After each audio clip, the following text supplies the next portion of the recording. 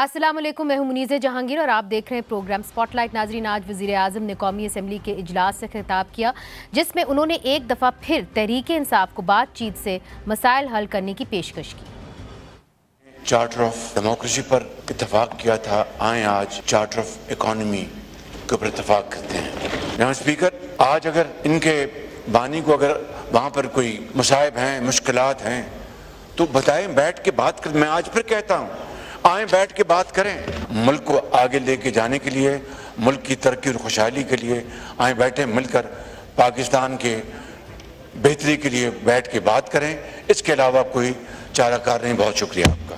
अब इस पेशकश का जवाब देते हुए कायदे हिज़्ब इख्तिलाफ उमर अयूब खान ने कहा कि हुकूमत से बातचीत इमरान खान समेत दीगर कैदियों की रिहाई से मशरूत है। इन्होंने जब कहा है कि बात होनी चाहिए, बात तब होगी जनाब स्पीकर जिस वक्त मेरा वजीर आजम इमरान खान साहब बाहर आएंगे। बात तब होगी जिस वक्त मेरे 180 सीट के मेंबरान बाहर आएंगे। कायदे हिज़्ब इख्तिलाफ अपनी बात मुकम्मल ना कर सके क्योंकि सरकारी टीवी ने इनकी आवाज़ बंद कर दी थी।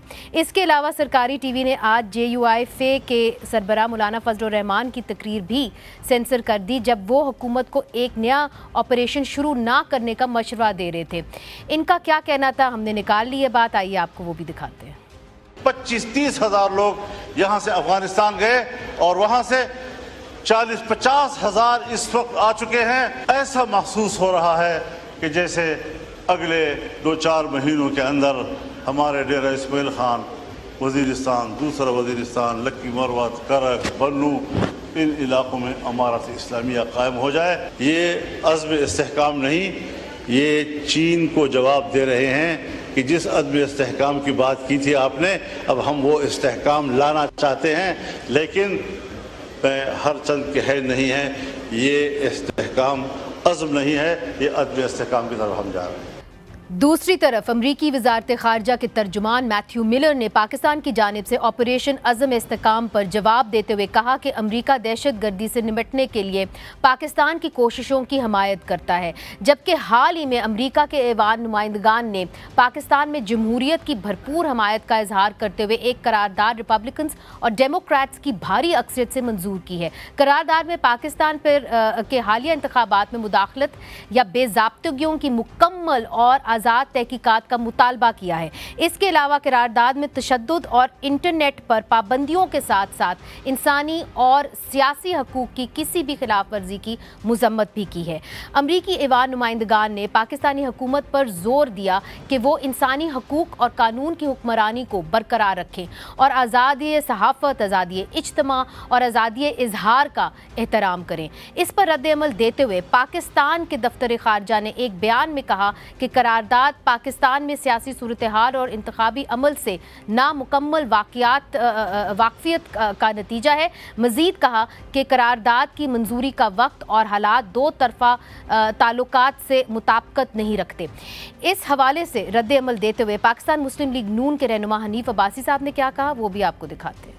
ये जो रेजोल्यूशन है, इसके पीछे कौन है? जावेद बरकी साहब, जो कि बानी PTI के कजन है, शहबाज गिल और एक मोहम्मद डॉक्टर आसिफ। ये जो मिलियंस ऑफ डॉलर हैं, ये उन्होंने इन्वेस्ट किए। पहली दफा रेजोल्यूशन नवंबर 2023 में लाई गई, फिर उनकी फॉरेन अफेयर की कमेटी में भेजी गई। पूरा इसका पीछा किया गया और इसके ताने बाने किसके साथ मिलते हैं?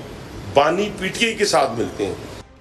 क्या अमरीकी ऐवान नुमाइंदगान की करारदाद का असर पाकिस्तान की सियासी सूरत हाल पर पड़ेगा और क्या हुकूमत एतमाद की फ़िज़ा पैदा करने के लिए इमरान खान पर मज़ीद मुकदमात बनाने से गुरेज करेगी? इस हवाले से बात करने के लिए हमने दावत दी है शर्मिला फारूकी साहिबा को, मेंबर है कौमी assembly Pakistan peoples party. Thank you so much for joining us today. उनके साथ तशरीफ़ रखते हैं कैसर अहमद शेख साहब, वफाकी वज़ीर बराए समुंदरी अमूर और रहनुमा पाकिस्तान मुस्लिम लीग नून। उनके साथ तशरीफ़ रखते हैं और मेरा ख्याल है पहली दफ़ा हमारे शो के अंदर आए हैं, उनका भी हम खैर मकदम करते हैं, शाहिद खटक साहब, मेंबर कौमी असम्बली पाकिस्तान तहरीक इंसाफ। अगर आप सबकी इजाज़त हो, चूँकि करारदाद वाशिंगटन से आई है, तो अनवर इकबाल साहब जो एक जाने माने सहाफ़ी हैं, पाकिस्तान के सीनियर सहाफ़ी हैं, वाशिंगटन में बेस्ड हैं, उनसे पूछ लेते हैं, उनकी ये स्टोरी है। अनवर इकबाल साहब, ये बताइए, यहाँ पे आपकी स्टोरी छपी اور یہ شور مچ گیا. جس طرح حنیف عباسی صاحب کی آپ نے بات سنی, انہوں نے کہا کہ یہ پی ٹی آئی نے لابینگ کی اور اس کے نتیجے میں اتنی بڑی قرارداد اتنی بھاری اکثریت سے پاس کی گئی. بالکل صحیح کہا, لیکن بات یہ ہے کہ ان کو یہ بات سمجھنے کی ضرورت ہے کہ اب یہ بات بار بار ہوگی. اس میں مسئلہ پی ٹی آئی کا نہیں ہے, مسئلہ یہ ہے کہ جو پاکستانی امریکن کمیونٹی ہے یہاں, پہلے وہ لوگ تھے جو پاکستان سے تازہ آئے تھے, اور ہوتا یہ تھا کہ ایمبیسی سے ایک کال جاتی تھی, وہ اپنے جیب سے سموسے خرید کے چائے بنوا کے لے کے پہنچ جاتے تھے, اور کبھی F-16 کی حمایت میں, کبھی کشمیر کی حمایت میں مظاہرہ کرتے تھے, اور ایمبیسی کہتی تھی اب ڈسپرس ہو جائیں تو ڈسپرس ہو جاتے تھے. اب ان کے یہاں روٹس بن گئے ہیں, اب وہ یہاں کے پولیٹیکل پروسیس میں انوالو ہوتے ہیں. اب وہ وقت آ گیا ہے جس میں آپ کو نظر آتا ہے کہ صرف کانگریس کا الیکشن, ایک کونسلر کا الیکشن ہو, یا یہاں سب سے اہم ہوتے ہیں ہائی اسکول یعنی اسکول بورڈ کا اور کونسلر کا الیکشن, اس میں بھی آپ کو پاکستانی ورکر نظر آئیں گے ہیلپ کرتے ہوئے, گھر گھر جا کے ڈونیشن جمع کرتے ہوئے, پیمفلیٹ بانٹتے ہوئے. تو اب ان کا یہ اثر بڑھے گا اور ہر معاملے میں یہ اپنے آپ کو اثر کریں گے. حکومت کو اس بات کے لیے تیار ہونا ہوگا کہ اب یہ ماضی کے ڈوسائل سب سربین پاکستانی نہیں ہیں, اب یہ نئے پاکستانی ہیں جن کو اپنے امریکی شہری ہونے کا پوری طرح احساس ہے. وہ ہر لیول پہ اور ہر معاملے میں اگر انہوں نے ضرورت محسوس کی تو اسرٹ کریں گے. اس میں کوئی سازش نہیں ہے, اس میں پہلے میں ایک دفعہ وضاحت کر چکا ہوں کہ اس میں ملینز آف ڈالرز نہیں خرچ ہوتے. یہاں چونکہ کانگریس کا الیکشن ہر 2 سال پہ ہوتا ہے, لہذا اگر آپ $10,000 کی بھی فنڈ ریزنگ کر دیں تو کانگریس مین آ جاتے ہیں, اور $10,000 کی فنڈ ریزنگ کرنا امریکہ میں کوئی اتنا مشکل نہیں ہے. جی انور اقبال صاحب, ایک بات اور بتائیے کہ آپ کی جو سٹوری ہے اس سے ایک بات تو واضح ہوتی ہے کہ انہوں نے بار بار کہا ہے کہ امریکہ جو ہے وہ پاکستان کی جمہوریت کو تندرست اور دیکھنا چاہتا ہے. تو یہاں پہ کیا سا رائیاں ہوتی رہیں کہ جی کوئی غیر سیاسی ایڈونچر بھی ہو سکتا ہے, یہاں پہ ایمرجنسی بھی لگ سکتی ہے, تو اب کیا وہ دروازے بند ہو گئے؟ کم از کم وہاں سے تو کوئی گرین سگنل نہیں آئے گا, آپ کی سٹوری کے بعد ایسا لگ رہا ہے. نہیں آئے گا بالکل. اگر آپ کو اس طرح کی کوئی غیر جمہوری کوئی اقدامات لیے گئے تو اس کا ساری دنیا میں بہت اسٹرانگ ریئیکشن ہوگا. اب بھی اس وقت ہم لوگ گفتگو کر رہے ہیں, ووڈرو ولسن سینٹر میں ایک دن کا سیمینار ہو رہا ہے پاکستان پہ, وہاں کی بھی گفتگو سنیں تو آپ کو یہی اندازہ ہوگا کہ اس قسم کے کسی چیز کو ویلکم نہیں کیا جائے گا کہیں بھی. ٹھیک. کیسے شیخ صاحب, آپ نے انور اقبال صاحب کی بات سنی, انہوں نے کہا کہ دیکھیے وہاں پہ بھی پاکستانی بیٹھے ہوئے ہیں, وہ بھی اپنی لابینگ کر رہے ہیں, اور اب وہ پرانے پاکستانی نہیں رہے, وہ نئے پاکستانی ہو گئے. تو ایونچولی آپ کو اپنا گھر تو ٹھیک کرنا ہوگا, چاہے آپ جتنا مرضی باقی کی قرارداد کے اوپر آپ جو ہے نکتہ چینی کریں. بسم اللہ الرحمن الرحیم. دیکھیے اس میں تو کوئی شک ہی نہیں ہے. آج خود اپنے پرائم منسٹر صاحب کی سپیچ سن لی, وہ کہہ رہے ہیں آئیے بیٹھیے, ملک کے مفاد میں مل جل کے بات کیجیے. ہمیں اپنا گھر دیکھیے, کس جمہوریت کا مقصد کیا ہوتا ہے. ہم جو اسمبلی میں بھی بیٹھے ہیں تو اپنا گھر ہی ٹھیک ہے, ایک دوسرے کی بات سن رہے ہیں. اختلاف اپنی جگہ پہ, جو بھی یہ سارے الیکٹوں کے آتے ہیں وہ اختلافات کوئی پہلی بار تو نہیں ہوئے. ہمارے ملک میں الیکشنوں کا ایک اختلاف تو شروع سے ہی چل رہا ہے. کوئی ایک الیکشن مجھے بتا دیں جس پہ اختلاف نہ ہوا, وہ تو چل رہا ہے. اور اگر اس لیول تک نہیں پہنچا تھا کہ دشمنی کا معاملہ جو ہے, دیکھیے بات چیت ہوگی, ڈائیلاگ ہوگا. ہم تو بار بار آج سے نہیں, جب ہم اپوزیشن میں تھے, کیونکہ اکثر آپ کے میڈیا سے کہا جاتا ہے کہ حکومت انیشیٹو لیتی ہے, ہم تو اس وقت سے انیشیٹو لے رہے ہیں جب ہم اپوزیشن میں تھے. پاکستان مسلم لیگ سے میاں شہباز شریف صاحب, بلاول بھٹو, اس کے پر آپ نے دیکھا نا کہ عمر ایوب صاحب نے کہا کہ پہلے آپ ہمارے لوگوں کو چھوڑیں, ہماری خواتین کو چھوڑیں. وہ دیکھیے نا, اگر کنڈیشنیں پہلے لگا, دنیا میں کبھی آپ نے آپ بڑی سمجھتی ہیں باتوں کو. میں نے تو دنیا میں میری زندگی گزر گئی ہے کاروباری معاملات میں, کسی اور پولیٹیکل معاملات, کبھی یہ تو نہیں ہوتا کہ پہلے آپ مطالبات مان لیں پھر بیٹھیں گے. بھائی بیٹھ کے ہی کوئی یہ بات بھی بیٹھ کے کرے نا, کر لیں. ہمارے ساتھ کون سا ہم کوئی دشمن ہے ان کے, پاکستانی لوگ ہیں نا. مگر میں آپ کو ایک بات یاد کرانا چاہتی ہوں, شرمیلہ فاروقی صاحبہ, جب پاکستان پیپلز پارٹی کی حکومت آئی تھی, مجھے یاد ہے کہ گیلانی صاحب نے کھڑے ہو کے سب سے پہلے پولیٹیکل پرزنرز کو چھوڑ دیا تھا پہلے دن ہی. وہ کہتے ہیں کہ جی کنڈیشنز کوئی ہونی نہیں چاہیے.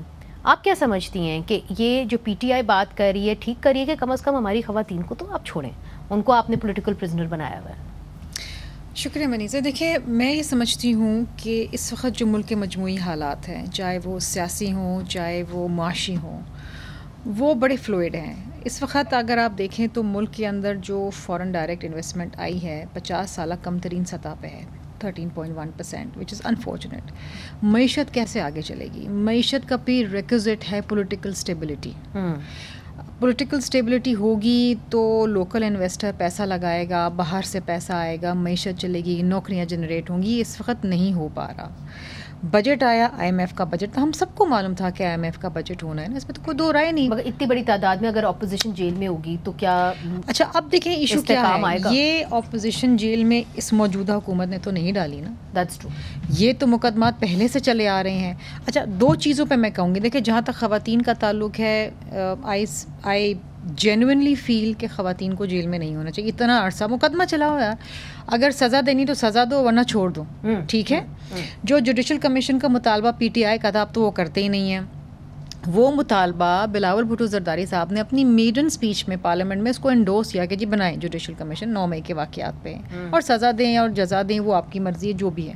اب بات یہ ہے کہ اس وقت جو حالات ہے, کوئی بھی محب وطن ہوگا, دیکھیں ہم بھی جیلوں میں رہے, صدر زرداری صاحب بھی جیل میں رہے, بی بی صاحبہ بھی جیل میں رہیں, سارے لوگ, مطلب you name it.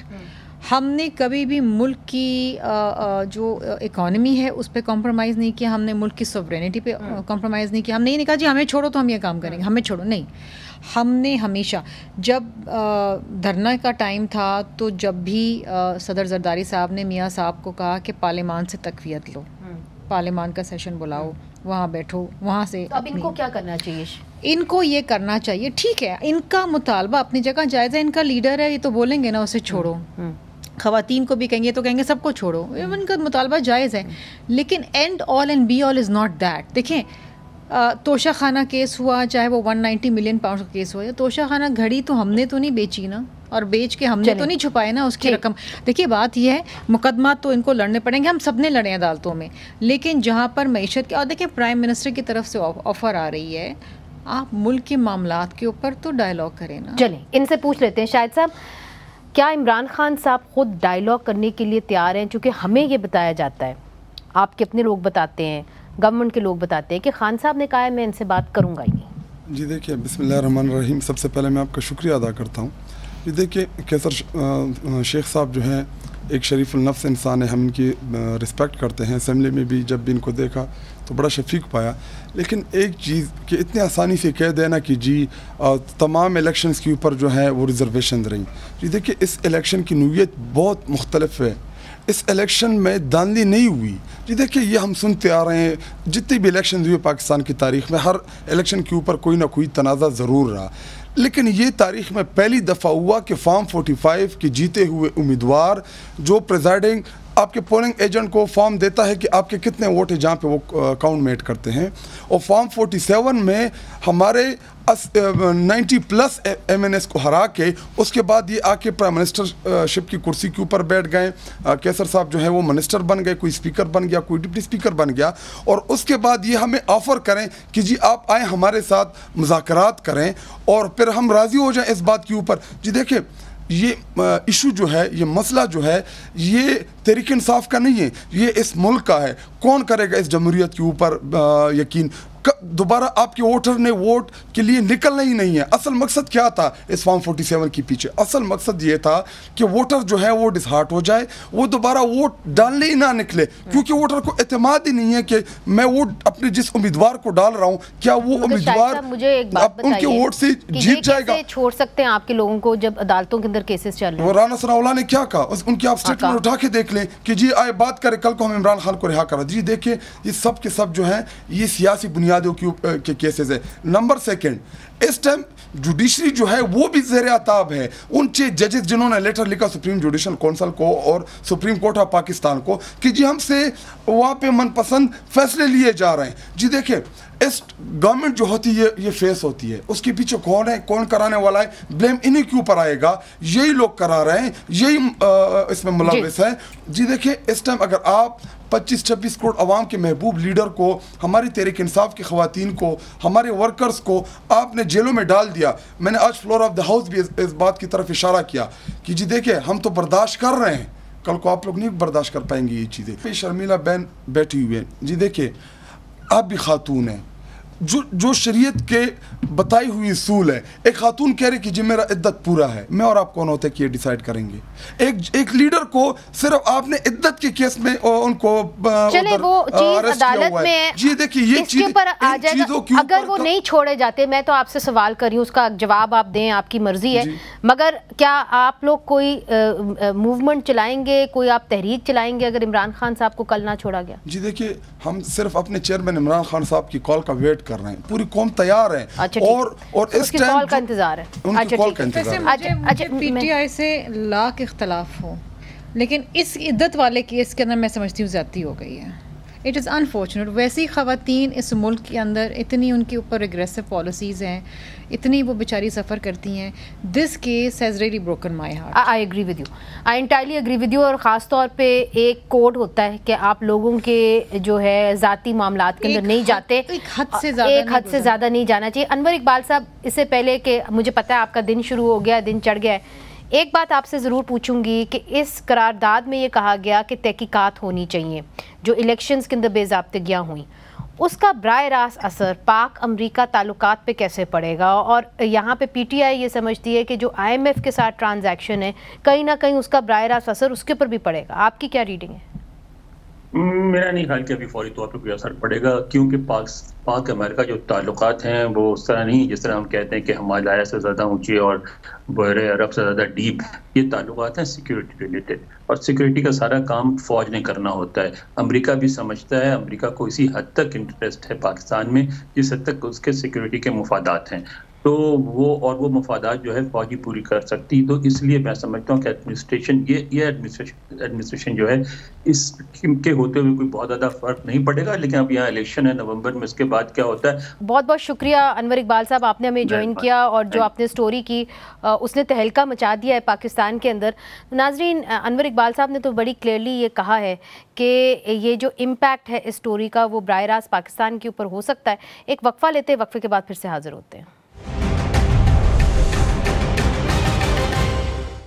Welcome back ناظرین. کیسر احمد شیخ صاحب, بریک سے پہلے ہم قرارداد کا ذکر کر رہے تھے جو یونائٹڈ اسٹیٹس کی طرف سے آئی ہے. اب انہوں نے کہا ہے کہ جی آپ اپنی جو الیکشنز ہوئے ہیں اس کے اوپر آپ تحقیقات کریں. دیکھیں ایک سوال تو اٹھ گیا ہے آپ کی الیکشنز کے اوپر, اور یہ جو ایک انہوں نے ایک اسٹیٹمنٹ دی ہے یہ کافی پہلے کبھی اس طرح کی اسٹیٹمنٹ وہاں سے نہیں آئی ہے. تو آپ کے اوپر ایک اونس نہیں ہے کہ جی آپ کم از کم تحقیقات تو کریں؟ ملک کے اندر سے آوازیں اٹھ رہی ہیں کہ صاف شفاف الیکشنز نہیں ہوئے, ملک سے باہر سے آوازیں اٹھ رہی ہیں کہ صاف شفاف الیکشنز نہیں ہوئے. بنا دیں آپ ٹرائیبیونل, کروا دیں آپ تحقیقات, کمیشن بنا دیں. دیکھیے آلریڈی کیا ٹریبونلز موجود ہیں, ٹرائیبیونلز ہیں مگر کمیشن نہیں ہے نا. یہ تو کمیشن کا مطالبہ کر رہے ہیں. سنیں تو ان کے مطالبات تو کبھی ختم ہی نہیں ہوں گے نا, یہ تو 10 سال سے چل رہے ہیں نا. ان کے مطالبات تو مانتے رہے, جن سے اب ہم پیسے مانگ رہے ہیں وہ بھی یہ مطالبات کر رہے ہیں. آپ میری بات سنیے نا, دیکھیے نا الیکشن کمیشن ہے اس کو یہ مانتے نہیں ہیں. الیکشن کے ٹریبونلز بنے ہوئے ہیں, پھر الیکشن کے ٹریبونلز کے بعد اب کورٹس ہیں. اب کسی چیز کو اسمبلی کو یہ نہیں مانتے. اسمبلی کی بات یہ ہے کہ 2018 میں بھی الیکشن ہوئے, الیکشن اس وقت ہمارے بھی اعتراض تھے, ہم بھی یہی کہتے رہے وہی ہوتا رہا جو کوئی آج وہی ہونا ہے جو ایک سسٹم ہے. لیکن اس کے بغیر باقی اختلاف رائے ہو سکتا ہے الیکشنوں کے اوپر. وہ کورٹس یہ ان کو ریلیف پہ ریلیف دیے جا رہے ہیں. ایسی ریلیف ہمارے یہاں ایک وقت میں 10 12 13 مقدمات کی ریلیف مل رہی ہے. مگر آپ ایک کاروباری شخص ہیں, آپ یہ یقین کرتے ہیں کہ جی پاکستان کے اندر استحکام ہونا چاہیے. تو اگر استحکام ہونا چاہیے تو اگر آپ اپوزیشن کے سب سے بڑے لیڈر کو جیل میں رکھیں گے تو کہاں سے اسٹیبلٹی آپ لے کے آئیں گے؟ میں نے جیل میں رکھا ہے, مقدمات ہیں. مقدمات یہ تو کوئی ایسی بات ہے کہ میں آپ کو بتاؤں, میرا تعلق ہے فیصل آباد ڈویژن سے. رانا ثناء اللہ صاحب کو کہنا کہ وہ اسٹیٹمنٹ اپنی واپس لے لیں. میرا تعلق ہے نا فیصل آباد ڈویژن سے. 4 ڈسٹرکٹ ہے وہاں, چنیوٹ ہے, جھنگ ہے, فیصل آباد ہے, ٹوبٹ ہے. ہم ساری سیٹیں ہار گئے. میں نے تو وہ الیکشن دیکھا ہے جہاں ساری سیٹیں یہ جیتی ہوں, 3 سیٹیں ہم نے جیتی ہیں, اور 3 میں سے ایک سیٹ ٹوبا ٹیک سنگھ والی 200 ووٹوں سے جیتی. ہم سارا ہی ہار گئے. ہم نے قبول کر, رانا ثناء اللہ خود ہار گئے. خود جو رانا ثناء اللہ کی آپ مثال دیں, میرے ساتھ والی سیٹ اور 30-40 ہزار ووٹ, 30-32 ہزار ووٹ سے ہار گئے. اب عابد شیر علی ہار گئے. میں نے تو ہارتے ہوئے ہم ووٹ وہ یہ کہتے ہیں ٹھیک ہے, یعنی فیصل آباد ٹھیک ہے. حلف لے لیں اس بات کے اوپر کہ فارم 47 کا سہارا نہیں لیا. میں تو الیکشن کا संभालने बता रहा हूँ के कि लिए हमारी सेंट्रल पंजाब की, इवन KPK में तो मानता हूँ इनकी मेजॉरिटी है ही, सिंध भी, हम तो पंजाब की, सेंट्रल पंजाब की डिवीजन की बात, ये तो खामखा की बात, हर इलेक्शन में आप कहते रहेंगे। मगर देखिए इस मसले का हल तो ढूंढना है ना शर्मिला साहिबा। तो आपके ख्याल में क्या हल है, आप बताइए। शर्मिला साहिबा से पूछिए, इनकी एक बड़ी पार्टी है, पहले ये बताइए कि आप लोग, अब ये तो फैसला हतमी हो गया है कि आप लोग मिनिस्ट्रीज नहीं ले रहे? जी नहीं ले रहे। सो आप इस गवर्नमेंट को ज्वाइन नहीं कर रहे? नहीं कर रहे। अब देखिए शर्मिला साहिबा, मुल्क के अंदर से आवाज़ें उठ रही हैं कि इलेक्शन साफ शफाफ नहीं था। अमेरिका में करारदाद हो गई है, विच इज़ क्वाइट अनयूजुअल कि इतनी बड़ी तादाद के अंदर, और आप उसको बेशक नज़रअंदाज कर दें, इवेंचुअली आप पैसे तो उन्हीं से मांगने जा रहे हैं। बट मनीज़ा, आई सीरियसली फील कि ऑब्जेक्टिवली अगर आप देखें तो ये पाकिस्तान का इंटरनल मामला है। बेशक हम IMF के मकरूज़ हैं, लेकिन इस वक्त भी एक Pakistan is a sovereign country. ठीक है, we are taking loan, we have taken loan, V owe them money, but we are a sovereign country. और इलेक्शन पाकिस्तान का एक इंटरनल मामला है, उसके ऊपर इस तरह डायरेक्शन तो हम किसी से नहीं ले सकते ना। ठीक है, इसमें कोई दो राय नहीं है कि इलेक्शन के प्रोसेस के ऊपर सवालात उठ रहे हैं। तो इस पाकिस्तान में कौन सा ऐसा इलेक्शन रहा है जिसके ऊपर सवालात नहीं उठे? क्या 2018 के इलेक्शन पे सवालात नहीं उठे?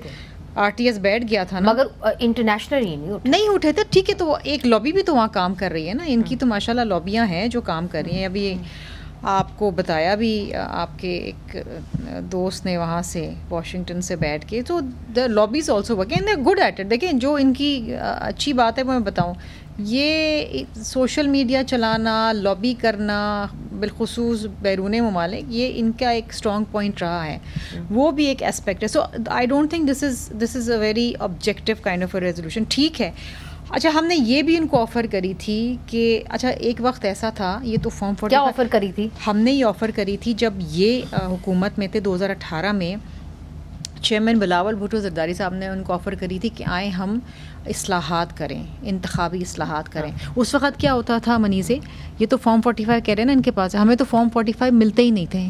3 दिन गुजर जाते थे, हमें फॉर्म 45 नहीं मिलते थे। ये हमारा मजाक उड़ाते थे उस वक़्त। आज पासा पलट गया है और ये रो रहे हैं, हम सुन रहे हैं। और आज भी हम ये कह रहे हैं कि let's sit together and do some judicial reforms, some electoral reforms. हम ये कह रहे हैं ताकि अगले इलेक्शंस में जीतने वाला जीत मनाए और हारने वाला जो है वो एक ग्रेसफुली जो है अपनी हार मान ले। ये उस पर भी नहीं बात करना चाहते। पार्लियामान को 4 महीने हो गए, बजट आ गया, बजट भी पास हो जाएगा। Don't waste your time, don't waste your time. जी देखें, इस्लाहात तो करें। इस्लाहात की बात कर रहे हैं, हमने इनको ऑफर किया जब हमारी गवर्नमेंट थी EVM का। हम EVM का कंसेप्ट लेके आए कि पूरी दुनिया में इलेक्शन EVM की जो मशीन है उसके ऊपर होता है। आए जितना हमसे पॉसिबल था हमारी गवर्नमेंट में, हमने EVM जी देखिए, दुनिया के बेशतर ममालिक ने उसे डिस्कार्ड कर दिया है। इंडिया के अंदर इश्यूज हैं इलेक्ट्रॉनिक वोटिंग में। देखिए, ये ना कहें कि जी कि वो बहुत ही कोई पायदार किस्म का चलाता कोई है ना। जी देखिए, इंडिया के अंदर भी इशू है कि जी वो डेटा कलेक्ट होता है, फिर वो स्टोर होता है, फिर वो निकलता है 1 तारीख को, फिर वो उसके ऊपर काउंटिंग होती है, उस पर भी इश्यूज हैं।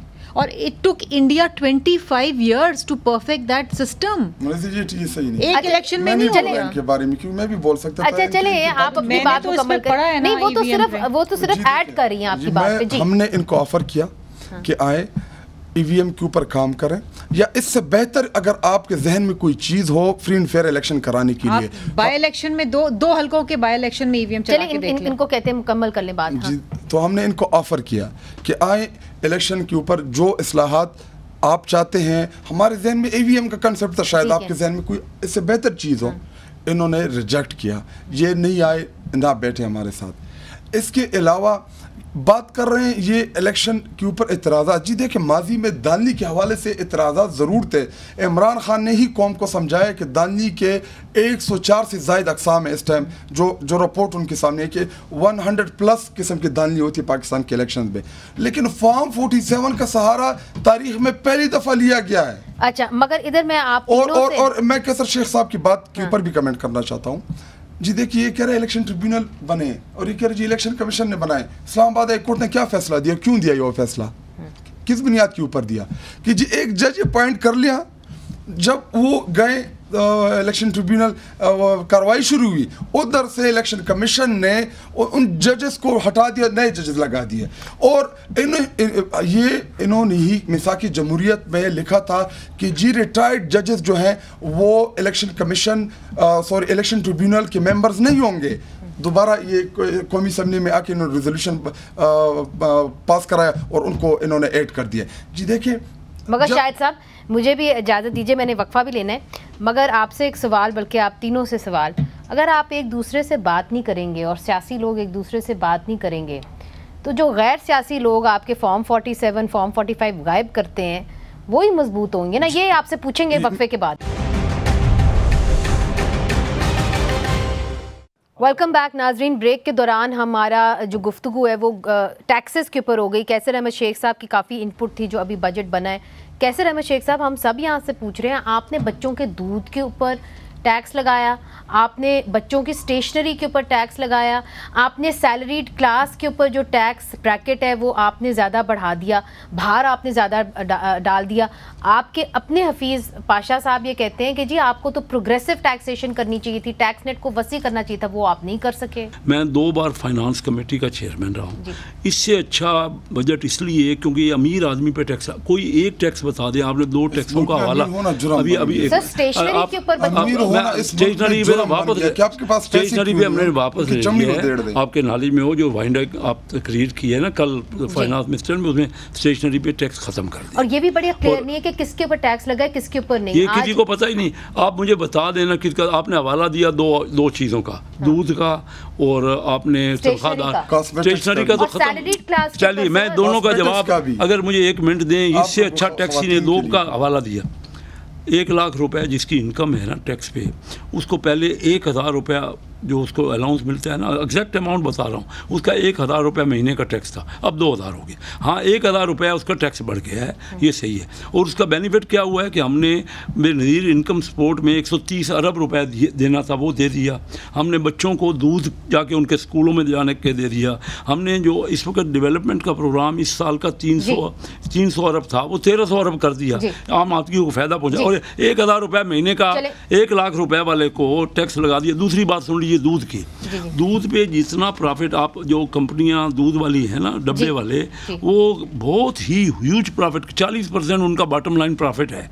अगर 18% पे टैक्स लग गया, वो प्रॉफिट अपना कम करें। अच्छा, इसके ऊपर और बस बात खत्म। एक लफ्ज़, मेरे देहातों में जो जिनके पास भैंसें और गायें हैं ना, उनको कोई टैक्स नहीं लगा, उनको कोई बेनिफिट मिल गया इससे।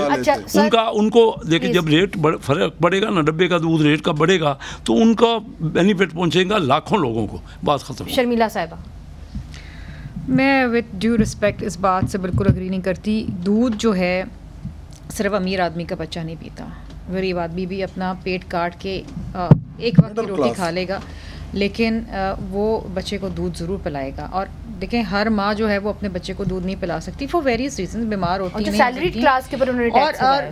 और middle class, lower middle class, वो भी तो दूध पिलाते हैं बच्चों को। टेक्स्ट बुक जो है, सिर्फ अमीर का बच्चा तो नहीं टेक्स्ट बुक्स यूज़ करता ना, स्टेशनरी, गरीब का बच्चा भी सरकारी स्कूल में जाता है तो ले लेता है।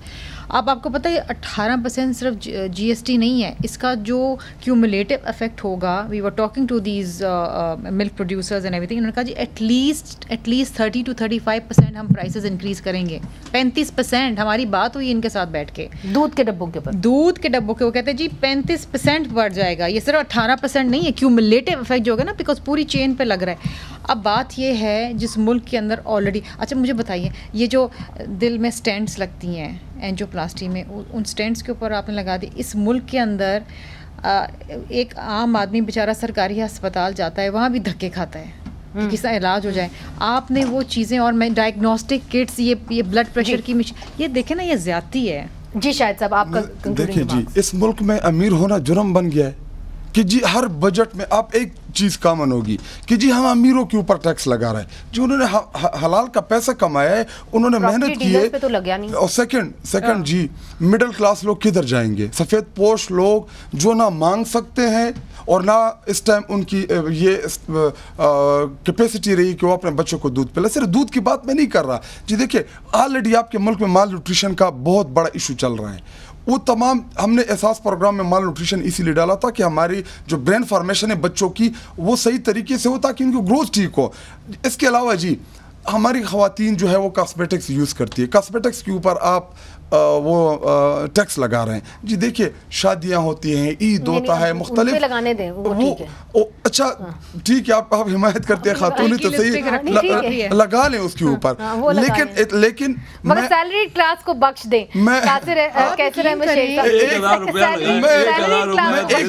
مجھے کمپلیٹ کرنے دیں. جی دیکھیں اگست آنے دیں, ان کو لگ پتہ جائے گا. کیا پتہ چلے گا؟